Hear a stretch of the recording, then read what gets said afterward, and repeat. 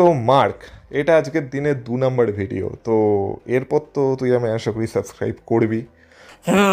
তুমি যদি এরকম প্রত্যেক দিনই দুটো করে ভিডিও বানাতে থাকো তাহলে তো আমাকে তোমার চ্যানেল সাবস্ক্রাইব করতেই হবে। তাছাড়া ড্যান হাসান বেটা, ও বেটা আমাকে অভিশাপ লাগিয়ে রেখে দিয়েছে, তারপর থেকে আমার জীবন তো পুরো বরবাদ হয়ে গেছে।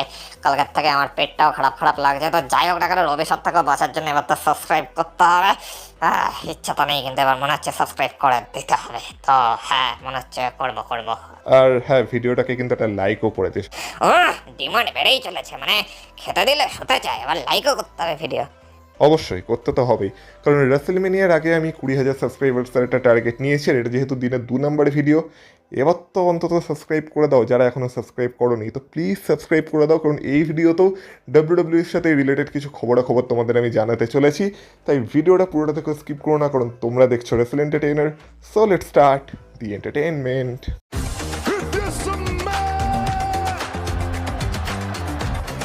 Acknowledge me. Acknowledge me. You there, sitting at home. Acknowledge me.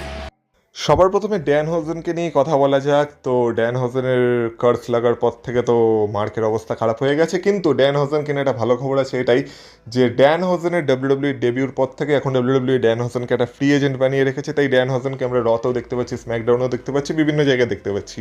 আর এই মুহূর্তে ডাব্লিউডাব্লিউ টপ মার্চেন্ডাইজ সেলার হচ্ছে ড্যান হোজেন। মানে এই মুহূর্তে যেই সুপারস্টারের মার্চেন্ডাইজ সব থেকে বেশি বিক্রি হচ্ছে সেটা হচ্ছে ড্যান হোজেন। তো ড্যান হোজেনের এফেক্ট তো ডাব্লিউডাব্লিউতে পড়েছে। মানে ড্যান হোজেনের এফেক্ট যেমন গুরুতর, তেমনই ড্যান হোজেনের কার্সও গুরুতর। তো সেই জন্য ড্যান হোজেনের কার্স থেকে বাঁচতে চ্যানেলটাকে তো সাবস্ক্রাইব অবশ্যই করো।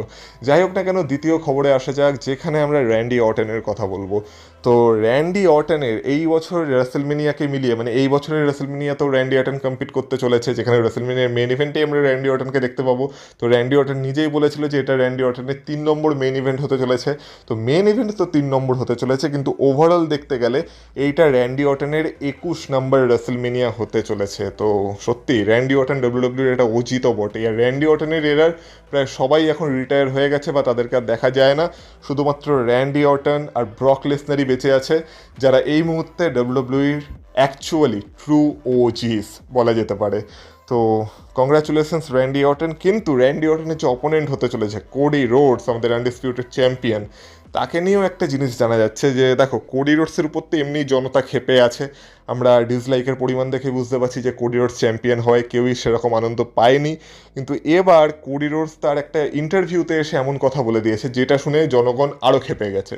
তো কোডি রোডসকে যখন জিজ্ঞাসা করা হয়েছিল যে রেসেলমেনিয়ার জন্য তার ব্যাকআপ প্ল্যান বা প্ল্যান বি কী ছিল, তখন কোডি রোডস এটা জানিয়েছে যে সে যখন প্রথমবারের জন্য রেসেলমেনিয়াকে মেন ইভেন্ট করেছিল রেসেলমেনিয়া 39-এ, তখন সে সেটাকে জিততে পারেনি, কিন্তু তার মনে হয়েছিল যে তাকে আবার এই জিনিসটা করতে হবে, আর এবার তাকে জিততে হবে। তো রেসেলমেনিয়া 40-তে আমরা দেখলাম রোমান রিংসকে হারিয়ে সে চ্যাম্পিয়ন হয়ে গেল, সে রেসেলমেনিয়ায় জিতলো। তো তখন তার মনে হলো যে তাকে আবার এই স্পটে আসতে হবে।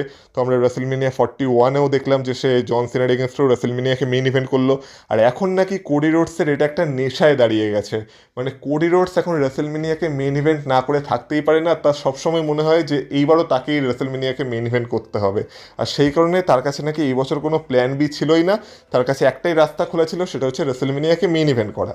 আর সেই কারণে আমরা এই খবরটাও শুনেছিলাম যে কোডি রোডসই এই প্ল্যানটাকে পিচ করেছিল, যে যাতে তার আর র্যান্ডি অর্টনের ম্যাচ ডাব্লিউডাব্লিউ রেসেলমেনিয়ায় বুক করে দেয়। আর তার সোনার টুকরো মানে ছেলে যখন এটা ডিমান্ড করেছে, তখন ট্রিপল এইচ তো শুনবেই তার কথা। তো ট্রিপল এইচও অবশেষে র্যান্ডি অর্টন কোডি রোডসের ম্যাচ রেসেলমেনিয়ার জন্য অ্যানাউন্স করে দিয়েছে, যেটা ম্যাচটা অ্যাকচুয়ালি ভালো ম্যাচ, তাই সেই বিষয়ে আসছি না।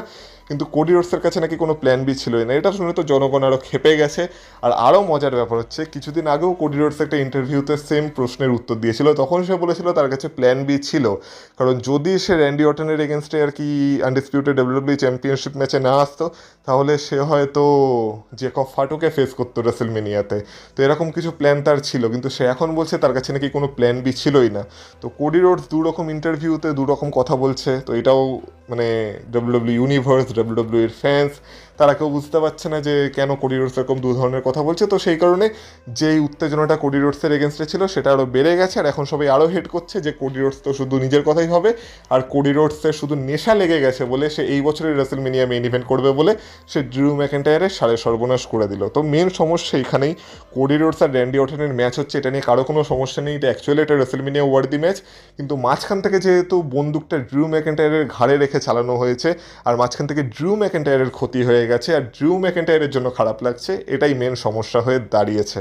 নেক্সট কথা বলা যাক যে রেসেলমেনিয়ার পরে ডাব্লিউডাব্লিউইর কি প্ল্যান আছে। তো আমরা এই বছরের এপ্রিলে তো রেসেলমেনিয়া দেখতে চলেছি, কিন্তু রেসেলমেনিয়ার পরে মানে মে মাসে আমরা ডাব্লিউডাব্লিউইর পরপর 3টে ইভেন্ট দেখতে পাবো, যার মধ্যে 2টো হবে প্রিমিয়াম লাইভ ইভেন্ট আর একটা হচ্ছে বড় ইভেন্ট, যার মধ্যে সবার প্রথমে আমরা 9th মে দেখতে চলেছি ডাব্লিউডাব্লিউই ব্যাকলেস, যেটা আমাদের ভারতীয় সময় অনুযায়ী আমরা দেখতে পাবো 10ই মে মানে 10th মে। তারপর আমরা মে মাসের 23 তারিখে দেখতে চলেছি স্যাটারডে নাইটস মেন ইভেন্ট, যেটাকে ডাব্লিউডাব্লিউই আজকে অ্যানাউন্স করে দিয়েছে যে আমরা মে মাসের 23 তারিখে নেক্সট স্যাটারডে নাইটস মেন ইভেন্টও দেখতে চলেছি, যেটা ভারতীয় সময় অনুযায়ী হয়ে যাবে 24শে মে। আর সেই মে মাসেই মানে মে মাসের 31 তারিখে আমরা দেখতে চলেছি ডাব্লিউডাব্লিউই ক্ল্যাশ ইন ইটালি। এবার আমেরিকান ক্যালেন্ডার অনুযায়ী সেটা হবে মে মাসের 31 তারিখে, কিন্তু আমাদের ভারতীয় ক্যালেন্ডার অনুযায়ী আমরা ক্ল্যাশ ইন ইটালি দেখতে পাবো জুন মাসের 1 তারিখে। তো এইভাবে আমেরিকান সময় অনুযায়ী আমরা মে মাসে পরপর 3টে ইভেন্ট দেখতে চলেছি ডাব্লিউডাব্লিউইর, আর এটা রেসেলমেনিয়ার পরে হতে চলেছে।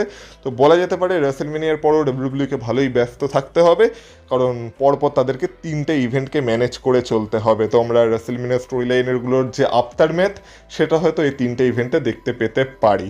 তো এইভাবে ডাব্লিউডাব্লিউই পরপর 3টে মেজর ইভেন্ট অ্যানাউন্স করে দিয়েছে। তোমরা এই 3টে ইভেন্টের মধ্যে কোন ইভেন্টের জন্য এক্সাইটেড থাকবে বলে তোমাদের মনে হচ্ছে সেটা অবশ্যই কমেন্ট বক্সে কমেন্ট করে আমাকে জানিও।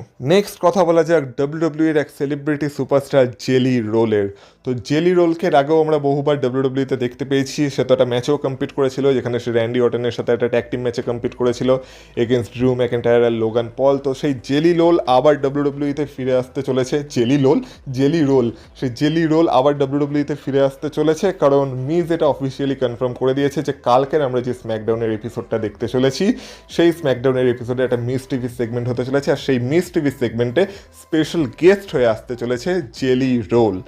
আর যখন সে মিস টিভি সেগমেন্টে আসছে তখন কিছু তো সেখানে একটা হতে চলেছে, আর আমাদের মনে রাখা উচিত যে আমাদের ড্যান হজেন, আমাদের সকলের প্রিয় ড্যান হজেন, সে আগের উইকে মিসকে কার্সও লাগিয়ে দিয়েছিল। তো মিসের কার্স থেকে বাঁচা এমনি খুব সমস্যার বিষয়, মানে বাঁচা যায় না অত সহজে।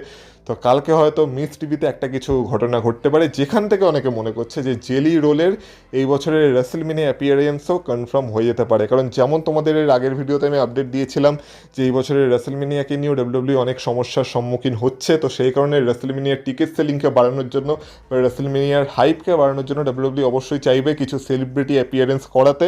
তো সেই কারণে জেলি রোলকে ডাব্লিউডাব্লিউ রেসেলমেনিয়াতেও ব্যবহার করতে চাইবে, বা সেখানে জেলি রোলের কোনো ম্যাচও হতে পারে বা কোনো একটা সাধারণ অ্যাপিয়ারেন্সও হতে পারে, যেটা হয়তো কালকের স্ম্যাকডাউনের এপিসোড থেকে কনফার্ম হয়ে যাবে। আর মিজের অবস্থাও কালকে খারাপ হতে পারে, কারণ যেমন বললাম যে ড্যান হজেন তো তাকে কার্স লাগিয়েই রেখেছে, যে সে যদি ড্যান হজেনের মেন্টর না হয় তাহলে তার অবস্থা খারাপ হতে চলেছে। কিন্তু তোমাদের অবস্থা যাতে খারাপ না হয়, তোমাদের উপর যেন ড্যান হজেনের কার্স না লাগে, তাই জন্য তোমাদের মাত্র একটা কাজই করতে হবে, সেটা হচ্ছে আমার ভিডিও ভালো লেগে থাকলে এই চ্যানেলটাকে সাবস্ক্রাইব করতে হবে। এই একটা কাজই তোমরা করে দাও, তোমরা ড্যান হজেনের কার্স থেকে বেঁচে যাবে। এবার ভিডিও শেষ করতে করতে যখন স্ম্যাকডাউনের কথা উঠলেই তখন কালকের স্ম্যাকডাউনের জন্য ডাব্লিউডাব্লিউ কী কী বড় জিনিস অ্যাডভার্টাইজ করেছে সেটাকে নিয়ে একটু তোমাদের একটা প্রিভিউ দিয়ে রাখি। তো যেমন বললাম কালকে আমরা স্ম্যাকডাউনে মিস টিভির একটা সেগমেন্ট দেখতে চলেছি যেখানে জেলি রোল স্পেশাল গেস্ট হয়ে আসতে চলেছে, তো সেটা তো হবেই। তাছাড়া কালকে আমরা জেড কার্গিল ভার্সেস মিচেনের মধ্যে একটা ম্যাচ দেখতে চলেছি। এটা কোনো চ্যাম্পিয়নশিপের ম্যাচ হবে না, এটা একটা নর্মাল ম্যাচ হবে। এবার এই ম্যাচে আমরা সম্ভবত রিয়া রিপ্লের কোনো একটা ইনভলভমেন্ট দেখতে পেতে পারি, কারণ তাদের মধ্যে রেসেলমেনিয়া ম্যাচ হবে, সেটা একটা ব্যাপার হতে চলেছে। এছাড়া কালকে জেকব ফাটুকও অ্যাডভার্টাইজ করা আছে, তো জেকব ফাটু এসে কালকে কিছু একটা করতে চলেছে। আর ড্রু ম্যাকইন্টায়ার চ্যাম্পিয়নশিপ হেরে যাওয়ার পর জেকব ফাটুকে ছাড়বে কিনা সেটাও একটা দেখার বিষয় হবে। আর কালকের স্ম্যাকডাউন থেকে সম্ভবত ড্রু ম্যাকইন্টায়ার ভার্সেস জেকব ফাটুর গল্প পুরোপুরিভাবে শুরু হয়ে যাবে, আর কোডি রোডসের গল্প থেকে ড্রু ম্যাকইন্টায়ার ধীরে ধীরে আলাদা হয়ে যাবে। কিন্তু তাছাড়া কালকে স্ম্যাকডাউনে র্যান্ডি অর্টন ভার্সেস কোডি রোডসের মধ্যেও একটা কন্ট্রাক্ট সাইনিং সেগমেন্ট হতে চলেছে, যেখানে তারা তাদের রেসলমেনিয়ার কন্ট্রাক্ট সাইন করবে। আর আমরা জানি কন্ট্রাক্ট সাইনিং তো কোনো দিনই ঠিকভাবে শেষ হয় না, কোনো একটা ঝামেলা তার মধ্যে লেগেই যায়। তো কালকেও আমরা সেটা এক্সপেক্ট করতে পারি। তো কালকে এই কটা জিনিসই আপাতত অফিসিয়ালি অ্যাডভার্টাইজ করা হয়েছে স্ম্যাকডাউনের জন্য। তো কালকে স্ম্যাকডাউনের জন্য যারা যারা এক্সাইটেড বা ইন্টারেস্টেড তারা কালকে অবশ্যই স্ম্যাকডাউন দেখো। আর এখন যেহেতু ডাব্লিউডাব্লিউ শোগুলো 1 ঘন্টা আগে থেকে শুরু হচ্ছে, তো কালকের স্ম্যাকডাউনেরও অফিসিয়াল স্টার্ট টাইম হবে ভারতীয় সময় অনুযায়ী ভোর 5:30 থেকে। যারা বাংলাদেশ থেকে দেখবে তারা সকাল 6টা থেকে স্ম্যাকডাউন দেখতে পাবে, আর যারা আমাদের ভারত থেকে দেখবে তারা ভোর 5:30 থেকে স্ম্যাকডাউন লাইভ দেখতে পেয়ে যাবে অনলি অন নেটফ্লিক্স।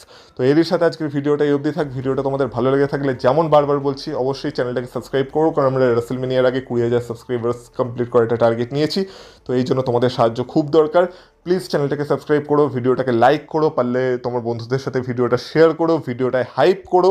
আর বাকি তোমাদের গুরুত্বপূর্ণ মতামত অবশ্যই কমেন্ট বক্সে কমেন্ট করে আমাকে জানিও। আমাকে ফেসবুক আর ইনস্টাগ্রামে অবশ্যই ফলো করো, যে লিঙ্ক পেয়ে যাবে এই ভিডিওর ডিসক্রিপশনে। তো সেখান থেকে গিয়ে আমাকে অবশ্যই ফলো করে এসো। আর তোমাদের সাথে কথা হবে আবার পরের ভিডিওতে।